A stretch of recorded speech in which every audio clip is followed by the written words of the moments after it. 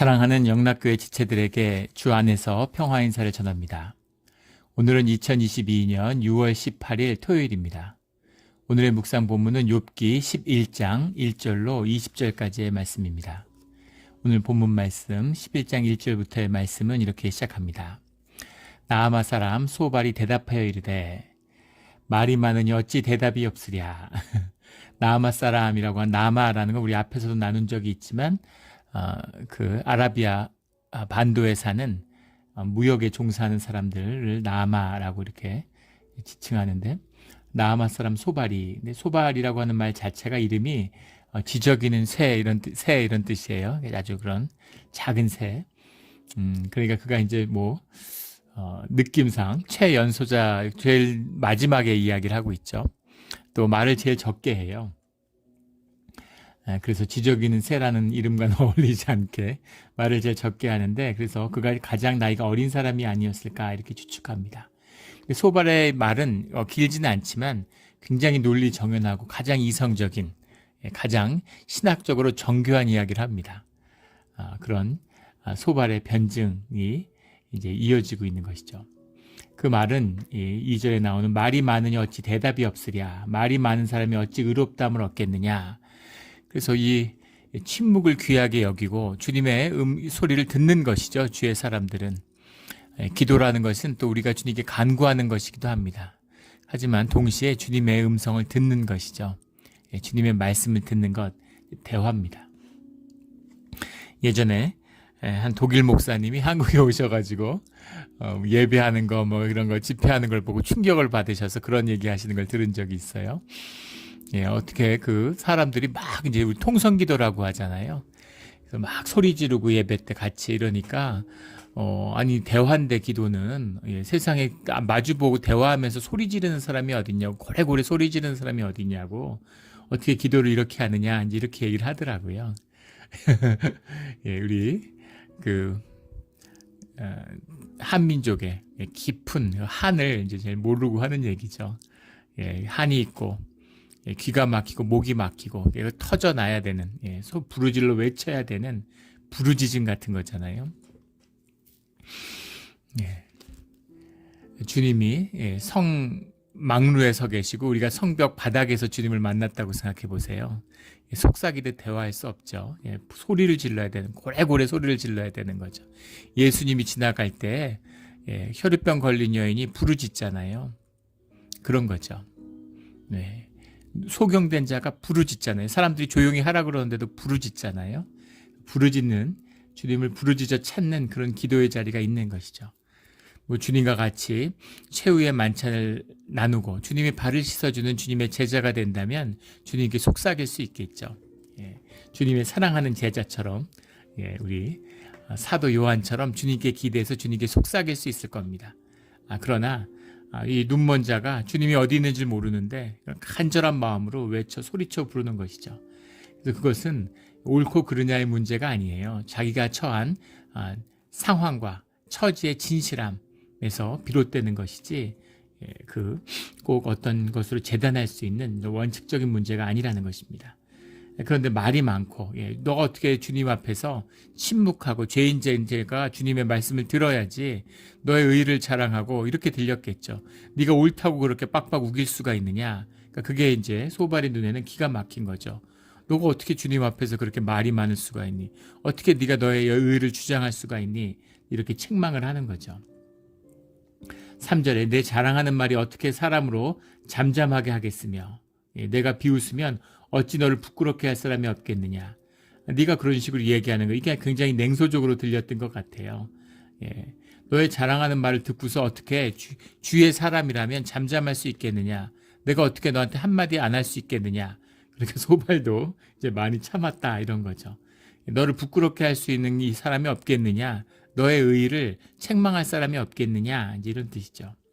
4절에 내 말에 의하면 내 돈은 정결하고 나는 주께서 보시기에 깨끗하다 하는구나.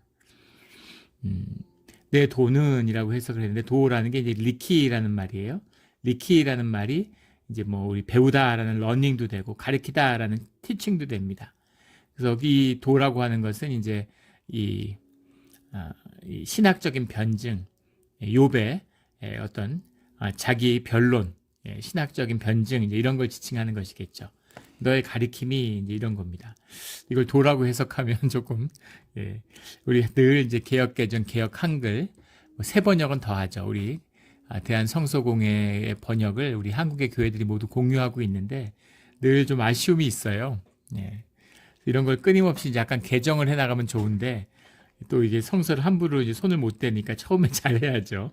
근데 이제 여러 가지 읽다 보면 늘 좀 아쉬울 때가 있습니다. 내 돈은 정결하고, 정결하다라는 건 이제 자크라는 말인데, 자크라는 건 자카크라는 말에서 왔죠. 이건 손을 씻는다는 의미예요. 우리가 이제 도덕적으로, 윤리적으로 깨끗하다, 이제 이런 의미입니다. 우리가 나쁜 짓 하지 않았다, 내가 법을 잘 지키며 살았다, 이런 것이 정결하다의 말인 자크라는 말이죠. 나는 주가 보시기에 깨끗하다는구나. 사실 정결과 깨끗함을 단어를 바꿔 쓰면 더 좋지 않을까 싶은데, 깨끗하다라는 건 이제 후라크라는 말인데 이게 바라라는 말에서 왔습니다. 후바르라는 말이죠. 후바르라는 말인데 바라라는 말이 원형이에요. 이것은 이제 셀렉트입니다. 영어로 하면 뽑혔다, 구별됐다 이런 말이에요. 이것은 이제 신앙적인 의미죠. 종교적인 의미가 있는 겁니다. 구별되었기 때문에 그 사람이 도덕적으로 더 우월하거나 더 바른 삶을 살아서가 아니라 주님 안에서 구별되었기 때문에 깨끗하다, 성결하다 하고 얘기할 때 그 깨끗함이죠. 사실은 뒤가 정결이 맞고 앞이 깨끗하다 또는 뭐 바르다 이런 말들이 너무 더 맞지 않을까 싶습니다. 근데 본인이 죄를 짓지 않았다, 본인이 주님 안에서 구별된 자다, 주님의 의로움을 받았다 이렇게 주장하고 있다는 것이죠. 5절에 하나님의 말씀을 내시며 너를 향하여 입을 여시고, 6절에 지혜와 오묘함으로 내게 보이시기를 원하노니, 주님의 말씀, 주님의 깊은 뜻을 네가 깨달기를 원한다 이렇게 얘기하고 있는 거예요. 지금 욥을 완전히 오해하고 있는 것이죠. 신앙에 참 이게 조심해야 될 부분입니다. 정말 옳은 말씀이에요. 뭐 하나 흠잡을 수 없는 옳은 말씀이지만 틀린 이야기입니다. 왜냐하면 그 대상이 욥을 향하지 않았기 때문이죠. 그리고 하나님이 욥한테 왜 이런 일을 행하시는지를 몰라요. 그래서 오히려 침묵하고 잠잠해야 할 것은 욥이 아니라 소발인 것이죠. 기가 막힌 표현이죠. 지혜 오묘함으로라고 했는데, 오묘함이라는 말이 이제 타알루모프트라는 말입니다. 이 원형이 이제 중간에는 알루움이라는 데서 나온 알라함인데, 알라함이라고 하는 말이 이제 뭐 히든 띵 뭐 영어로 보면 이렇게 되놓고 뭐 시크릿 뭐 이렇게 되놨는데, 주님의 신비, 보이지 않는 주님의 비밀이죠. 이 신앙의 핵심이에요. 하나님을 헤아릴 수 없고 하나님을 알 수 없습니다. 주님이 알려주지 않아서가 아니라 우리가 아무리 알려고 그러고 주님이 알려주려고 해도 우리가 알 수가 없어요. 그 신비와 그 오묘함을 우리가 어떻게 알겠습니까? 참 이 오묘함, 이 지구를 봐도 정말 기가 막히잖아요. 지금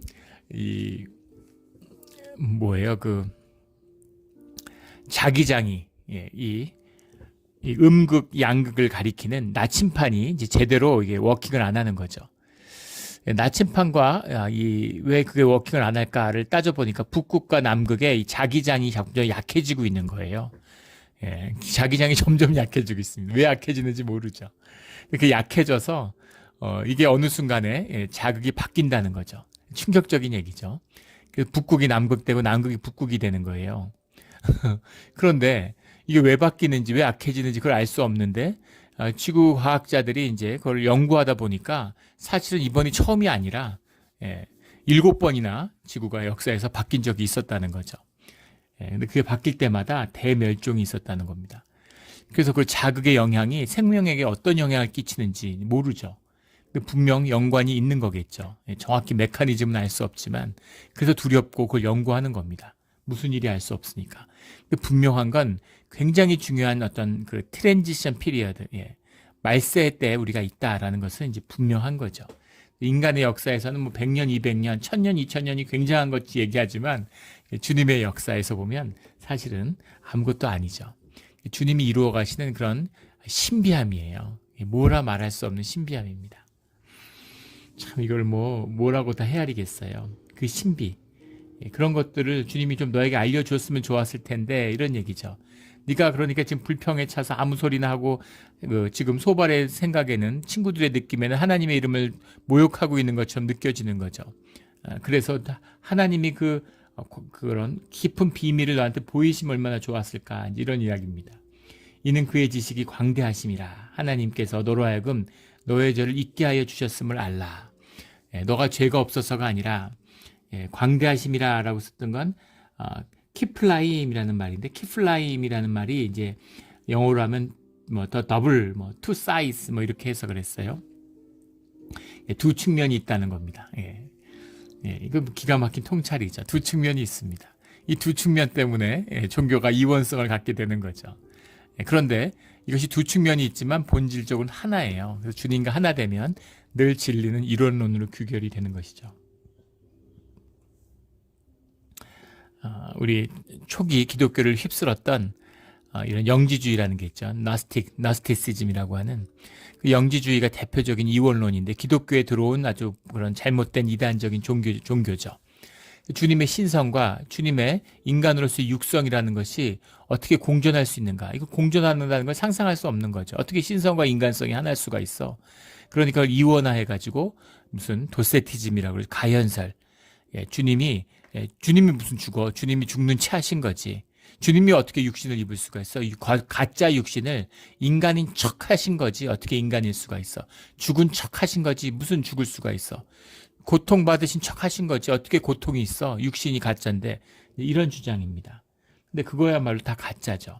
주님, 살아계신 주님과 함께하는, 살아있는 주님과의 교제하고 주님과 하나됨을 그 진실이 없으니까 그 오묘함과 신비함을 어떻게 우리가 헤아리고 이해할 수 있겠어요? 이해하면 가짜입니다. 이해할 수가 없는 거예요. 그런데 그것과 하나 될 때 그냥 알아버리는 거죠. 자기 눈을 자식에게 기증하는 부모의 마음을 어떻게 헤아릴 수가 있겠습니까? 어떻게 이해할 수가 있어요? 부모의 사랑을 어떻게 이해합니까? 자식에 대한 사랑을 어떻게 이해하겠어요? 자식이 아픈데 내가 더 아파요. 차라리 내가 아팠으면. 그 마음, 그 이해될 수 있는 게 아니죠. 그냥 알아버리는 거죠. 몸으로 아는 겁니다. 야다 같은 거죠. 깨달아 앓는 거죠. 아는 거죠. 그게 우리의 영의 실체고 그냥 하나됨이기 때문이에요. 하나 됐기 때문입니다. 진실, 깊은, 이 투사이드, 키플라임이죠. 주님의 깊은 뜻, 보이는 것과 보이지 않는 것. 하지만 보이지 않는 것이 늘 중심이고 진짜인 거죠. 이 보이지 않는 세계를 보는 것이 신앙입니다. 야곱처럼 돌베개를 베고 자다가 주님의 임재를 만나는 거죠. 주님이 바로 여기에 계셨구나. 어디에나 다 계시죠. 그러나 여기서 만났기 때문에 여기에 계시는구나 하고 돌베개에다가 기름을 부어서 세워서 그것이 베델이 되는 그 깊은 의미가 신앙의 의미죠. 천사가 사다리를 타고 하늘에 오르내리는 걸 보는 겁니다. 그냥 신비한 꿈을 꿨네. 별 신기한 일이 다 있네. 이러고 말 수가 있죠. 육신의 인간이라면. 현상에서는 그건 꿈이잖아. 그런데 꿈이 소중한 거예요. 주님께 꿈을 받고 그 꿈을 살아가고 꿈을 품고 사는 것. 이것이 주님의 이 깊은 이 신비함, 이 키플라임을 품는 깊은 비밀입니다. 이 비밀을 깨달아 누리는 우리 모두가 되기를 주의 이름으로 축원합니다. 하나님께서 너로 하여금 너의 죄를 잊게 하여 주셨습니다. 이 말을 보면 소발도 역시 기본적으로 정죄감을 깔고 있다는 걸 보고 있는 거죠. 인과관계에 묶여 있는 거예요. 네가 죄가 있으니까 벌을 받았지. 네가 망한 건 너에게 뭔가 문제가 있으니까 네가 망한 거지. 하나님이 괜히 그러셨겠느냐 이런 이야기죠. 그런 이제 정죄와 비판이 있는데 네가 어떻게 너의 의로움을 주장할 수가 있어? 네가 어떻게 죄를 짓지 않았다고 얘기할 수가 있어? 하나님의 그 은혜 가운데 너의 죄를 잊게 하여 주신 것뿐이야. 네 죄가 있어. 그대로 있어. 이제 그런 이야기죠. 7절에 내가 하나님의 오묘함을 어찌 능히 측량하며 전능자를 어찌 능히 완전히 알겠느냐. 네가 어떻게 감히 하나님을 안다고 이야기할 수 있느냐. 이제 이런 이야기죠. 이게 또 문제인데 우리 6절에 나오는 오묘함이라고 하는 것은 이제 타 알루모프트라는 말이라고 말씀드렸죠. 시크릿 이런 말인데 7절에 나오는 오묘함은 하케케르라는 말이에요. 예, 단어가 다르면, 원문이 다르면 번역의 단어도 이제 바꿔줘야 되는데, 다 같은 단어로 쓰면은 여러 가지 이제 문제가 있죠. 큰 문제는 아니라도 오해의 소지가 있습니다. 이 번역이 되면 그 중국 불교의 탄생, 중국 불교는 인도에서 시작한 이제 상자부 불교라고 그러죠. 최초의 불교와는 완전히 구별됩니다. 중국 불교의 탄생이라는 건 이제 인도의 그 경전을 가져와서 번역을 하고 다 불태웠다 그러죠, 원전을. 원전 때문에 계속되는 그 갈등과 그 긴장을 없애기 위해서 새로운 경전의 탄생입니다. 이게 번역의 의미예요. 굉장히 번역은 중요한 것입니다. 진짜 성경을 라틴어로 번역할 때 그랬겠죠. 히브리나 그리크로 쓰여져 있는 것. 또 구약을 그리크로 번역할 때, 그 그리크를 라틴어로 번역할 때, 라틴어를 독일어로 번역할 때, 또 라틴어를 영어로 번역할 때, 그럴 때 이제 그런 정말 우리 믿음의 선배들이 정말 그 뭐라 말할 수 없는 정성과 노력으로 주님의 또 은혜와 인도하심으로 이 번역본이 나오는 겁니다. 그래서 그런 자세로 해야 되는데 늘 우리 개역 개정을 하다 보면 좀 그런 아쉬움이 있어요. 똑같은 단어를 썼는데 그 하케케르라고 하는 것은 이제 그 케케르라는 뒤에 나오는 카카르라고 하는 말이 이제 원형이죠. 이게 서치예요. 영어로 하면 찾는다. 뭘 찾아 헤매는 겁니다. 그래서 영어의 번역에 보면 이 하케케르를 더 딥딩 이렇게 번역을 했어요. 괜찮죠. 깊이 숨겨진 것, 감추어진 것 이런 겁니다. 그걸 어떻게 주님이 감췄는데 너가 그걸 찾았다고 얘기하느냐 이런 것이죠. 그럴 수 없다 이런 겁니다. 8절에 하늘보다 높으시니 내가 무엇을 하겠으며 수월보다 깊으시니 내가 어찌 알겠느냐 모든 경험 세계를 뛰어넘은 이제 그런 주님의 신비, 깊이 이걸 네가 어떻게 헤아린다고 주님이 하셨으면 네가 회개하고 죄를 반성해야지 주님께 억울해하면서 죄가 없음을 항변하느냐 이런 얘기입니다. 주님이 욥의 의로움을 죄 없음을 주님이 선포하셨음을 전혀 알지 못하는 거죠.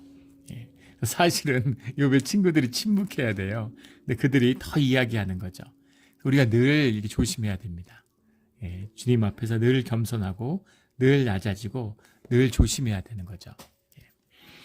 하나님의 사람의 특징은 하나님을 떠벌리지 않아요. 하나님을 떠벌리는 건 뭔가 좀 피시한 느낌을 주는 거죠. 물론 그럴 때가 있습니다. 처음 하나님 만나면 정신이 없어요. 하나님밖에 세상과 나는 간 곳이 없고 오직 주님만 보이기 때문에 처음에 주님을 영접하고 교회 다니는데 몇 년 만에 뉴욕에서 저희 집사람 친구를 만난 거예요. 한 가정을 만났는데 그 전에 이제 한국에서도 알았던 가정입니다. 그래서 만났는데 뉴욕에서 만나니까 반갑기도 하죠. 근데 만나서 2시간 얘기를 하는데 계속 교회하고 하나님 얘기만 하는 거죠.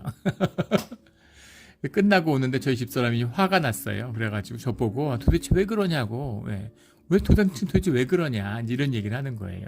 저는 그게 너무 당연한 거죠. 그 나의 존재니까. 지금은 그러지 않죠. 지금은 아무나 만나서 하나님 얘기만 하고 그러지 않습니다. 막 교회 나오라고 막 주님 믿으라고 이제 그러지 않아요. 그거는 뭐 그렇게 말한다고 해서 되는 것도 아니고 하나님의 인도하심이 있는지 하나님이 어떤 만남을 원하시는지 그걸 잘 분별하고 주님께 구해야 되는 것이죠. 그러나 그럴 때가 있어요. 그래서 그건 뭐 또 문제가 아니라고 봅니다. 그래서 그러나 신앙생활이 뭐 교회 오래 다녔는데 그렇게 종교의 의로 바리새인 같은 자기를 덮고 막 자기를 이제 떠벌리는 이제 이런 사람들이 있습니다. 종교인들이죠. 그런 종교인들을 미야말로 주님께서 가장 멀리 떨어져 있는 떠난 사람들이다라는 겁니다.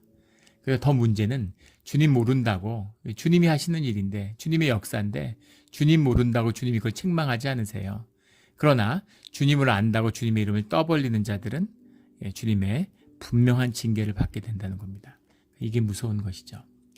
늘 경외하고 두려운 마음으로 주님을 알수록 점점 두려움이 커지죠.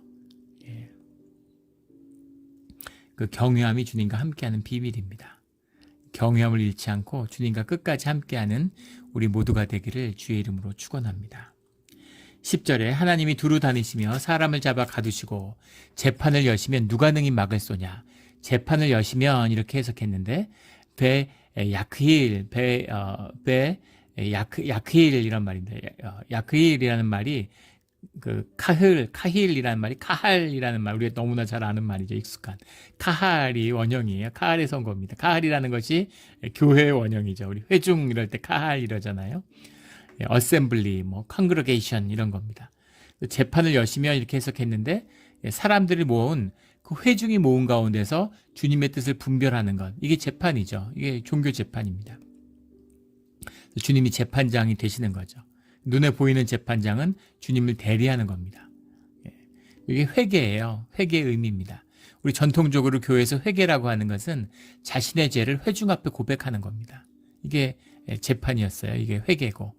근데 이것이 이제 근대가 되고 모더니즘하고 개인주의, 인디비주얼리즘 이런 게 교회 안에 들어와서 그냥 내가 조용히 입 다물고 속으로 주님 앞에 회개하는 것.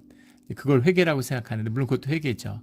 나하고 주님 안에서의 회개지만 동시에 공동체 가운데 고백해서 그 죄를 주님 앞에 보이는 것, 드러내는 것.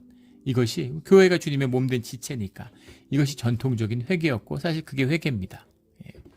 그래서 잘못했는데 나만 주님 앞에 회개했으니까 됐어. 그건 회개가 아니에요. 자기가 잘못한 사람, 자기가 상처 준 사람한테 가서 회개하고 같이 예배 자리에 나와서 그 앞에서 주님의 용서를 같이 받아야 되는 겁니다. 이것이 재판의 회개의 참된 뜻이죠. 그래서 그렇게 어셈블리를 모으면 주님이 그것을 모은다고 하면 누가 그걸 막을 수가 있느냐, 누가 그 진실을 가릴 수가 있느냐, 이제 그런 이야기죠. 너가 죄 없다고 하는데 진짜 없겠느냐, 주님이 너의 죄를 밝히시면 진짜 없겠느냐, 이런 얘기입니다.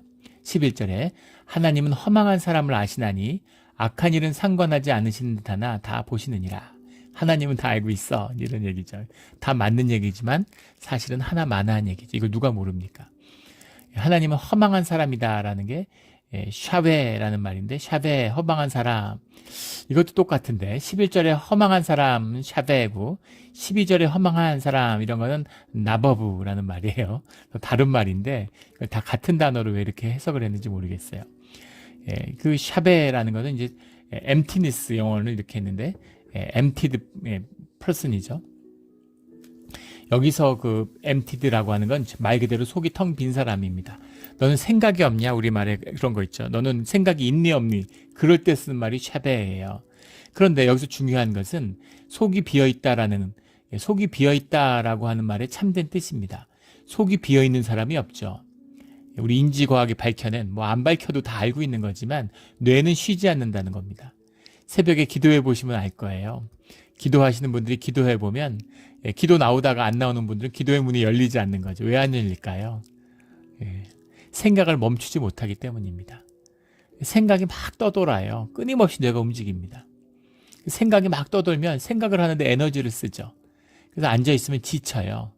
그래서 그 생각하고 잡념에 시달리면 기도가 끝나고 이제 집에 갈 시간이 되면 기분이 찜찜하고 힘이 쭉 빠진 느낌이 듭니다. 기도하고 싶지가 않은 거죠. 뭐 나와도 뭐 특별한 것도 없는 것 같고. 생각을 멈추는 게 중요한 거예요. 우리가 호흡 훈련 같은 거, 우리 제주 훈련 받을 때 기억하시는 분들이 있을 겁니다.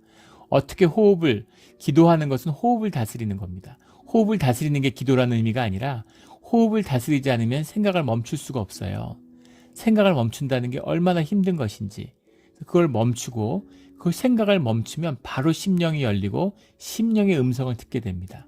물론 심령의 음성을 듣는다고 해서 그게 다 주님의 음성은 아니죠.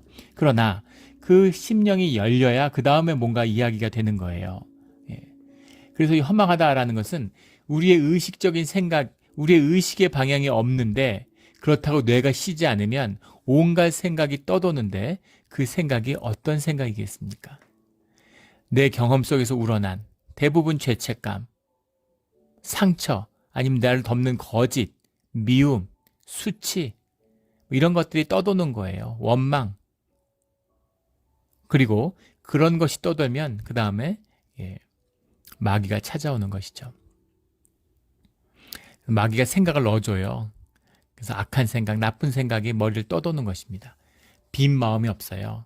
정말 깨끗하게 빈 마음을 가질 수 있다면 그건 정말 굉장한 것이죠. 그런 빈 마음을 가지면 그 빈 마음이 곧 주님이 주신 참나, 하나님의 형상이라는 걸 만나게 되는 거죠. 그런 주님을 만난 거예요. 불교에 그 유명한 화두가 있죠. 빈 운동장에 뭐가 있을까? 기가 막힌 질문이죠. 운동장 다 치우면 빈 운동장에 뭐가 있을까요? 기도의 비밀에 대한 질문입니다. 이런 질문을 품어야 되죠. 그런데 비어있는 게 없죠. 주님을 채우지 않는 자리에는 악이 가득한 겁니다. 이 허망한 사람의 비밀이에요. 샤베의 비밀이죠. 12절에 허망한 사람은 지각이 없나니 그의 출생함은 들나귀 새끼 같으니, 이것도 완전히 의역을 했는데, 원문에 이 허망한 사람이라는 게 나버브라는 건 이제 이 나버브라는 게 라바라는 게 이제 원형인데, 이것은 이제 우리 heart, 우리 inner self 이런 것을 이제 라바라고 얘기합니다. 그래서 그게 없다는 건 뭐냐면 영이 죽었다는 얘기예요. 영이 죽었다라는 말이 무슨 말이에요? 성경의 말씀이죠. 성경적인 표현입니다. 주님과의 관계가 단절된, 영이 마비된 사람인 거죠.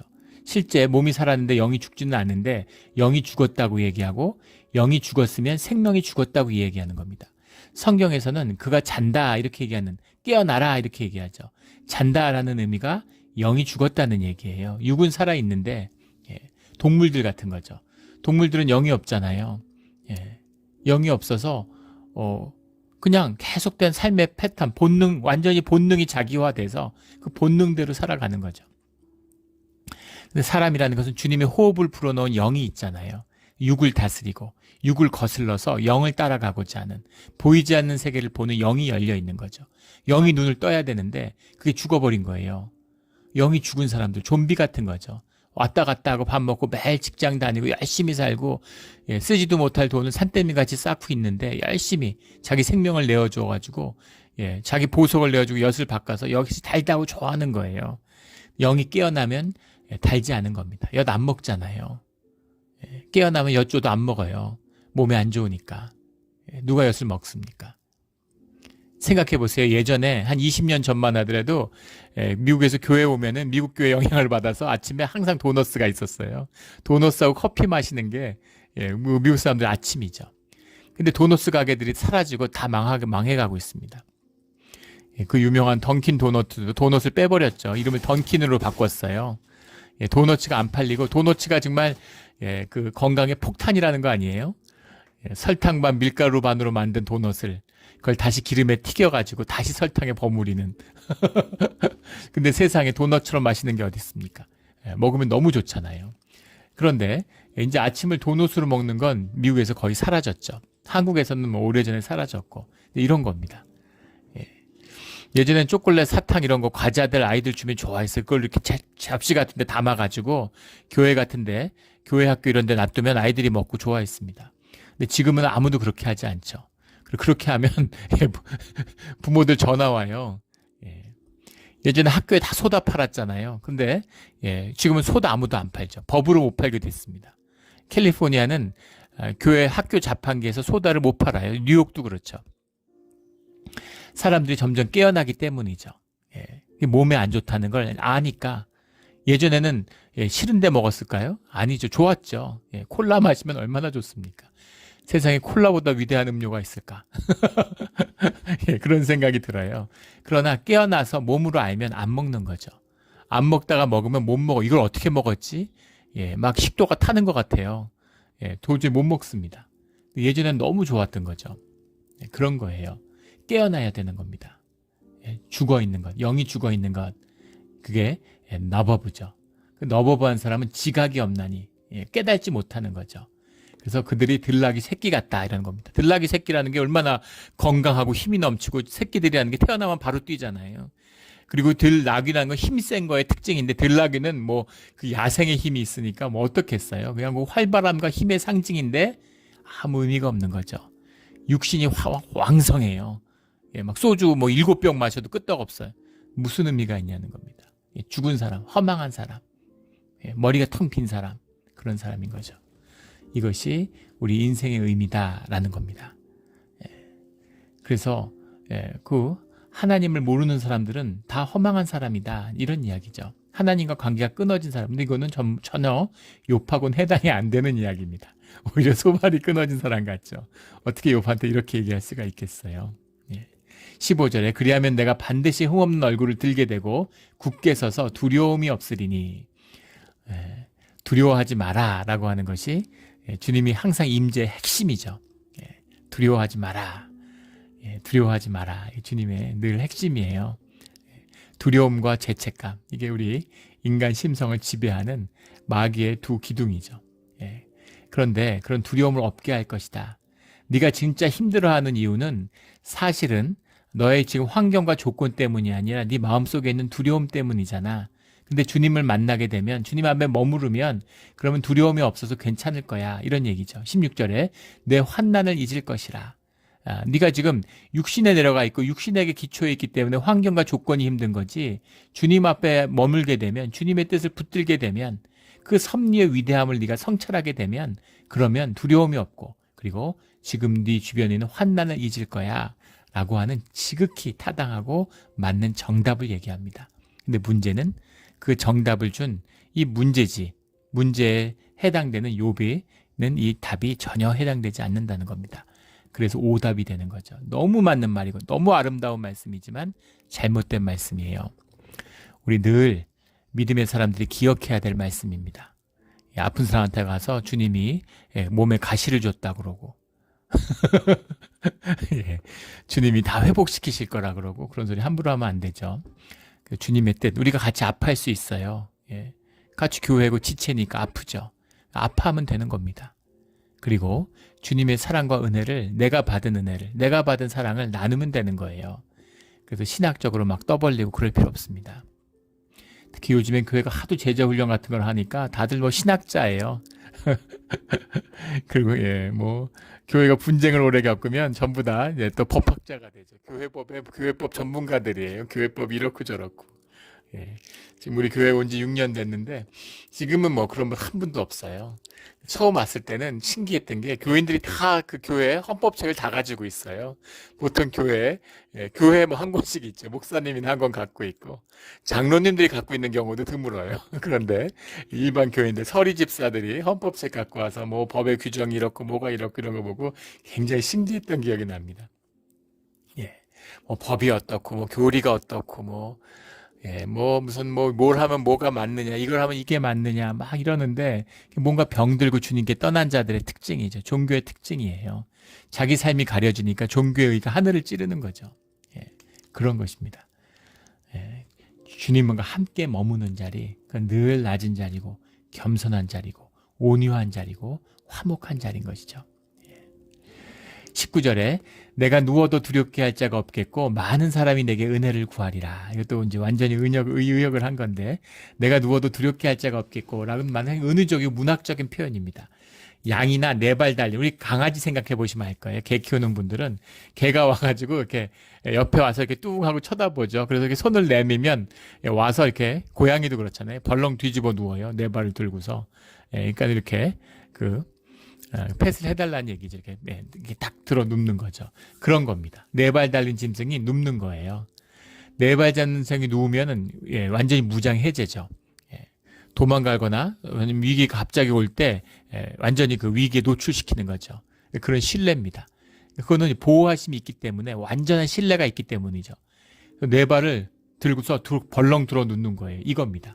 내가 누워도 두렵게 할 자가 없겠고 이 의미예요. 목자가 지켜주니까 주인이 지켜주니까 네 발을 쭉 뻗고 들어 누우는 것이죠. 많은 사람이 내게 은혜를 구하리라 라는 말. 이 말 사실 문자적으로 보면 상당히 어려운 말인데 버힐루 파네카 라빔이란 말입니다. 버힐루라는 게 이제 코트 이런 말이고 파네카라는 말이 페이버죠. 뭐 마이 페이버 이렇게 해석을 하는데 사람이 내게 은혜를 구한다 이렇게 얘기를 했는데 네가 은혜를 베푼다 이런 의미처럼 들리잖아요. 근데 사실은 그 반대의 의미입니다. 버힐루라는 말은 코르트라고 영어로 해석했는데 코르트라는 게 법정이라는 말도 있지만 코르트라는 게 이제 간구하다. 무슨 이렇게 그런 여러 뭐라고 그래야 되나요? 우리말로는 코르트라는 말이 이렇게 움직이고 이렇게 간구하고 조정하고 이런 얘기들이 다 들어 있는 거죠. 그리고 파네카라는 건 페이버라고 하는데 이 양이나 개 같은데 머리를 이렇게 쓰다듬어 주는 거, 이런 걸 의미하는 겁니다. 파네카라는 게. 그래서 버힐 파네카, 그 다음에 라빔이 앞에 나오는 게 아니라 뒤에 나오는 거예요. 많은 사람이라고 해석할 수도 있지만 여러 번 아주 많이 쓰다듬어 준다, 이런 얘기일 수 있는 거죠. 어떤 모습이냐면 개가 주인 앞에 와서 벌렁 들어 누웠으면 주인이 이제 막 이렇게 배도 긁어주고 막 이렇게 등을 쓰다듬어 주잖아요. 그런 모습입니다. 그래서 주님 앞에 네가 머물게 되면 네가 평안히 쉴 수 있고, 주님 앞에 벌렁 엎드리면 하나님이 이렇게 쓰다듬어 주지 않니 계속 이렇게 귀엽다고 쓰다듬어 주지 않겠느냐. 그러니까 주님이 위로를 주신다라는 거죠. 어떤 상황에서도. 사실 그렇게 얘기할 수 있겠죠. 아니 어차피 우리 잠깐 살다 가는 건데 여기서 잘 살고 못 살고가 뭐가 중요해. 여기서 잘 먹고 못 먹고가 뭐가 중요해. 주님이 맞는 말이죠. 그러나 우리가 육신을 입고 하루하루를 살아갑니다. 육신에서 진실함은 뭐냐면 우리가 뭘 먹느냐가 중요해요. 맛있는 거 먹으면 행복하고 좋잖아요. 살다가 행복하면 그럴 때 느끼는 것 같아요. 얼마 전에 우리 선교사님이 오셔가지고 산호세 나가서 식사를 대접했는데, 일정이 바쁘셔서 우리 교회에서 이제 후원하는 우리 교회에서 이제 돕는 선교 동역자신데 우리 교회를 이번에 방문 못하고 잠깐 여기 들렸다가 경유해가지고 중부로 가시는 거였는데, 그래서 공항에서 만나서 잠깐 이제 식사를 대접했습니다. 나와서 산호세까지 내려와서 이제 육개장을 먹었는데 육개장이 맛있더라고요. 우리 교회에서도 육개장 진짜 맛있게 하잖아요. 근데 육개장이 이제 가장 한국적인 음식이라고 그러죠. 육개장을 먹는데 그 국물만 보면 아마 미국 사람들 깜짝 놀랄 거예요. 저걸 어떻게 입에 넣나 시뻘건데. 근데 그걸 먹는데 이제 행복하더라고요. 진실이죠. 우리 육신의 진실이에요. 우리 삶의 진실입니다. 중요한 건 뭐냐면 우리 삶의 아픔, 삶의 고통이 있어요. 아프고 고난합니다. 고단해요, 아주. 그러나 그것에 대한 주님의 위로가 있고 그 위로가 우리에게 소중하다는 거예요. 주님과 함께하는 시간 가운데 마치 물된 나무처럼 우리의 생명이, 우리의 믿음이, 우리의 소망이 자라난다는 겁니다. 이게 신앙의 비밀이에요. 그 신앙이 진짜였으면 생명이 자라나게 돼 있습니다. 평생 교회 다녔는데 30년, 40년 교회 다녔는데 그런데 자꾸 나서려고 그러고 높임 받는 거 좋아하고 자꾸 남은 위에서 잔소리하고 떠벌리려고 그러고 의로워지려고 그러고, 이것은 주님이 함께 했는가, 주님에 속했는가 근본적으로 따져봐야 될 도전이 되는 것이죠. 이 오늘 19절 말씀처럼 우리가 벌렁 들어 누워서 주님이 우리를 쓰다듬어 주시는 그런 주님 안에서의 깊은 위로와 주님의 임재가 함께하는 우리 신앙의 삶의 자리가 되기를 주의 이름으로 축원합니다. 아멘. 함께 기도드리겠습니다. 하나님 아버지 감사합니다. 오늘 귀한 말씀 주시니 감사합니다. 주님이 주시는 말씀은 모두 다 정답입니다. 하지만 그 정답보다 더 소중한 것은 그 주님이 주시는 정답을 만나는 우리의 삶의 진실, 삶의 아픔을 깊이 파고들어서 삶의 진실로 주님을 만나는 것임을 다시 한번 깨닫습니다. 주님, 오직 진실하게 하여 주시고 두려움과 죄책감으로 삶의 고통을 외면하고 도망가는 것이 아니라 두렵지만 주님을 믿고 고통스럽지만 주님께 의지하며 주님께 한 걸음 한 걸음 더 나아가는 우리 삶의 자리가 되게 하여 주시옵소서. 주님, 우리 연약합니다. 주님의 위로와 주님의 안식이 필요합니다. 주님이 우리를 보호하여 주시고 쓰다듬어 주시는 그런 삶의 자리가 되기를, 위로가 있기를 간절히 소원합니다. 감사하며 예수 그리스도 이름으로 기도드렸습니다. 아멘.